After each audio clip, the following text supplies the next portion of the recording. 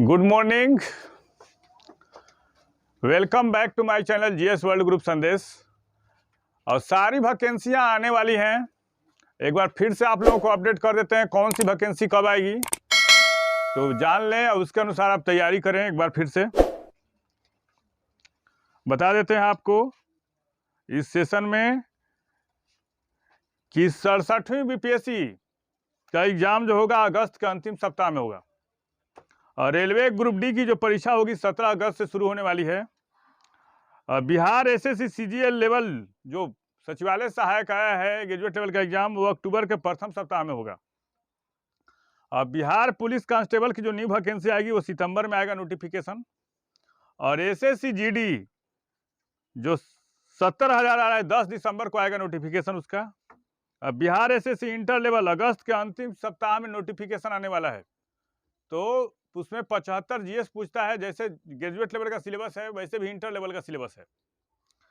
तो यहाँ पे टेस्ट की भी चल रहा है, इसलिए आके अगर जिन अभ्यर्थियों को, जिन व्यूअर को टेस्ट देना होगा वो आ जाएंगे। तो 75 जीएस 25 मैथ तो 50 से पूछता है एग्जाम में, तो आ सकते हैं। और फिर बिहार एक्साइज इंस्पेक्टर जो दरोगा लेवल की नौकरी होती है एक्साइज विभाग का, तो उसका आने वाला है अगस्त, उसका आएगा अगस्त में आएगा नोटिफिकेशन। तो उसके लिए प्रिपेयर रहे। उसका सीट बहुत कम आता है, लेकिन जीएस जो एक लेवल का पूछता है तो उसकी भी तैयारी यहाँ पे होगी और उसका टेस्ट भी चलेगा। और बिहार एसआई 2000 वैकेंसी और आएगी दरोगा के लिए, तो उसका आएगा सितंबर में नोटिफिकेशन आएगा। तो आप मेंटली प्रिपेयर रहें तैयारी करने के लिए। और बाकी जो अपेक्षित सहयोग होगा इस चैनल के माध्यम से किया जाएगा और तैयारी शुरू किया जाएगा। और आने वाले समय में हिस्ट्री का जो होगा इंडस वैली सिविलाइजेशन से शुरू करेंगे और अंतिम तक सारे सब्जेक्ट का जो होता है इनिशियल से, मतलब 0 से शुरू करेंगे पढ़ाने के लिए। और तैयारी चलेगी यहाँ पे सुचारू रूप से चलेगी। तो आप प्रिपेयर हो जाएं एक बार तैयारी करने के लिए। सारी वैकेंसियां आ रही हैं। आज हम लोग करंट अफेयर्स का सेशन शुरू करेंगे। और एक और बात कि अंतिम तक देखें इसको। अगर मेरा कंटेंट हम इतना मेहनत करके आते हैं तो अंतिम तक देखें। अच्छा लगे तो लाइक करें, सब्सक्राइब करें और मन लगा के पढ़ाई करें, क्योंकि जो आदमी हिम्मत हार जाता है वो कुछ नहीं कर पाता है। इसलिए हिम्मत मत हारें, पढ़ें। हाल ही में स्वनिधि महोत्सव, कौन सा महोत्सव? स्वनिधि महोत्सव का शुभारंभ किसने किया है? तो हरदीप सिंह पुरी ने किया है। कौन? हरदीप सिंह पुरी। और ये कौन है? पूछेगा कि हरदीप सिंह पुरी के पास कौन सा मंत्रालय है? तो आवास और शहरी मामलों के मंत्री हैं कौन? हरदीप सिंह पुरी हैं। और यह महोत्सव कब से कब चलेगा? 9 जुलाई से 31 जुलाई 2022 तक आयोजित किया जाएगा। और प्रधानमंत्री स्वनिधि योजना की शुरुआत कब हुई थी? 1 जून 2020 को। इसमें क्या हुआ? स्वनिधि योजना में होता क्या है?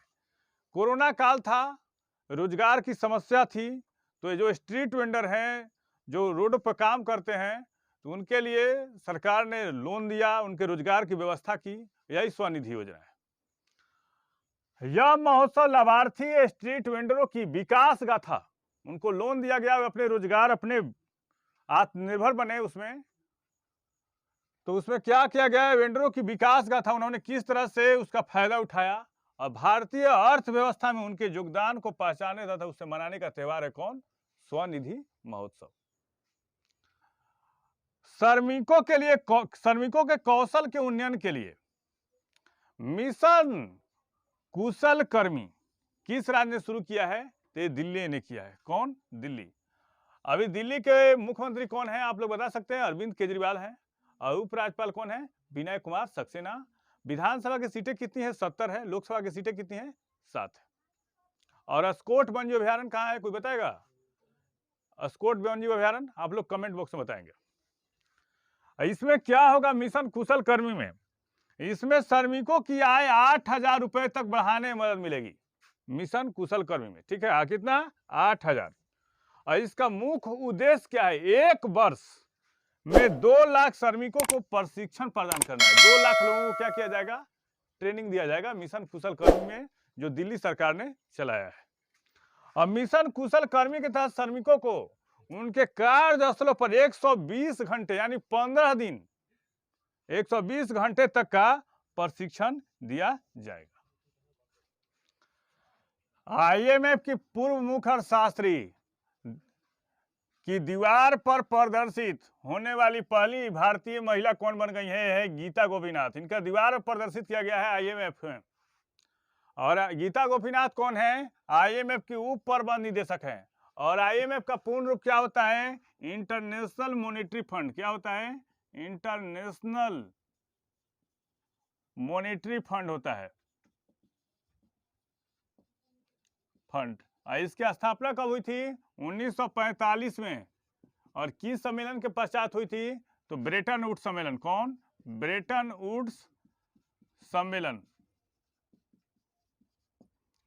गीता गोपीनाथ आईएमएफ के पूर्व मुख्य अर्थशास्त्री के दीवार पर प्रदर्शित होने वाली दूसरी भारतीय बन गई।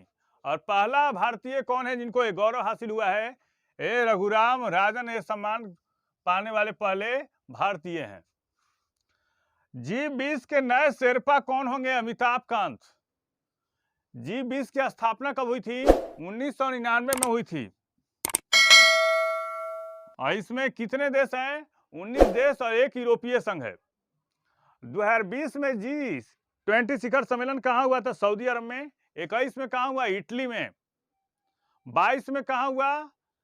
22 में बताइए, G20 का 2022 का शिखर सम्मेलन कहाँ हुआ? 22 में हुआ इंडोनेशिया। 23 में भारत में होने वाला है J&K में। 24 में कहाँ होगा? ब्राजील में होगा। तो G20 के नए शेरपा कौन होंगे? अमिताभ कांत, जो नीति आयोग के भूतपूर्व सीईओ हैं। नीति आयोग के कौन है? भूतपूर्व सीईओ अमिताभ कांत। G20 के नए शेरपा। अभी हाल ही में कहाँ हुआ है सम्मेलन? इंडोनेशिया में हुआ है, बाली द्वीप में। शिंजो अबे का निधन हो गया। वे किस देश के प्रधानमंत्री थे? तो ये थे जापान के। शिंजो अबे का निधन हो गया जब वे एक चुनावी रैली को संबोधित कर रहे थे। और किस शहर में? तो जापान के नारा शहर में। नारा शहर में। और किस पार्टी के नेता थे? लिबरल डेमोक्रेटिक पार्टी के नेता थे। कौन? लिबरल डेमोक्रेटिक पार्टी के नेता थे। कौन? शिंजो अबे थे लिबरल डेमोक्रेटिक पार्टी के नेता। कौन? Shinzo Abe. और जापान के लंबे समय तक प्रधानमंत्री रहे। जापान के काफी लंबे समय तक प्रधानमंत्री रहे। लंबे समय तक प्रधानमंत्री कौन रहे? Shinzo Abe. और शिंजो अबे जो ऐसे प्रधानमंत्री थे जिन्होंने जापान के रक्षा बजट को बढ़ाया था। जापान के रक्षा बजट को किसने बढ़ाया था? जापान के रक्षा बजट को बढ़ाया था कौन? शिंजो अबे ने। जापान के रक्षा बजट को बढ़ाया था शिंजो अबे ने। और इनके निधन पर भारत में एक दिन का शोक घोषित किया गया है। प्रधानमंत्री मोदी ने कहा कि हमने एक अच्छा मित्र को खो दिया, जो एक ऐसी दुनिया का निर्माण, जो एक उपयुक्त दुनिया का निर्माण करना चाहते थे। अब जापान के बारे में जान लेते हैं हम। जापान का भी तत्कालीन प्रधानमंत्री कौन है? फुकियो किशिदा। और जापान का सबसे बड़ा द्वीप कौन है? होन्शु। और सबसे छोटा द्वीप कौन है? शिकोकू है। और जापान का एक शहर है नागासाकी। वो किस द्वीप पर है? वो क्यूशु द्वीप पे है। और टोक्यो किस द्वीप पर है? होक्काइडो द्वीप पे है। उगते सूरज का देश किसको कहा जाता है? Japan. Mind master winning lessons from A champions life पुस्तक लेखक कौन है? ये है विश्वनाथन आनंद। कौन? विश्वनाथन आनंद। कौन? Mind master winning lessons from A champions life पुस्तक लेखक कौन है? विश्वनाथन आनंद। वैश्विक क्षमा दिवस कब मनाया जाता है? ये मनाया जाता है 7 जुलाई को।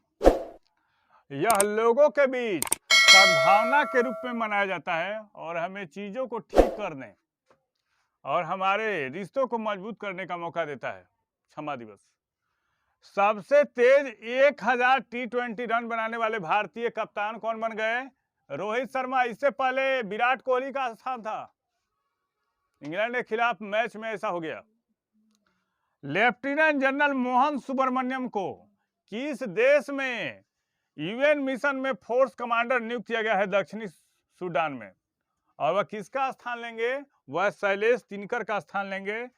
और इनकी नियुक्ति कौन की है? इनकी नियुक्ति कौन किया है? यूएन जो कोई सेक्रेटरी हैं एंटोनियो गुटेरेस ने किया है। यूएन सेक्रेटरी एंटोनियो गुटेरेस ने किया है, एंटोनियो गुटेरेस। दक्षिणी सूडान अफ्रीका में पड़ता है और इसकी राजधानी कहाँ है? जुबा। कहाँ है? जुबा है। किस बैंक ने रक्षा क्षतिपूर्ति पैकेज के लिए वायुसेना के साथ समझौता किया है? एसबीआई। और एसबीआई का भी कौन है प्रमुख? दिनेश कुमार खारा हैं। और एयरफोर्स के प्रमुख कौन है? अभी विवेक राम चौधरी हैं। भारत की पहली स्वायत्त नेविगेशन सुविधा कौन? तिहान किस संस्था के द्वारा शुरू की गई है? आईआईटी हैदराबाद। कौन? आईआईटी हैदराबाद के द्वारा शुरू की गई है।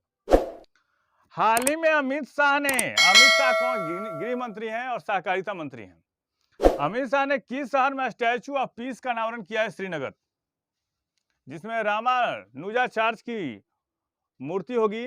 और इससे पहले 216 फीट ऊंची प्रतिमा, एक बैठी हुई प्रतिमा का अनावरण कहाँ किया गया था? स्टैचू ऑफ पीस का तेलंगाना में, हैदराबाद में किया गया था। बताइए सेशन कैसा रहा? अगर अच्छा लगे तो लाइक करें, सब्सक्राइब करें, शेयर करें। Thank you.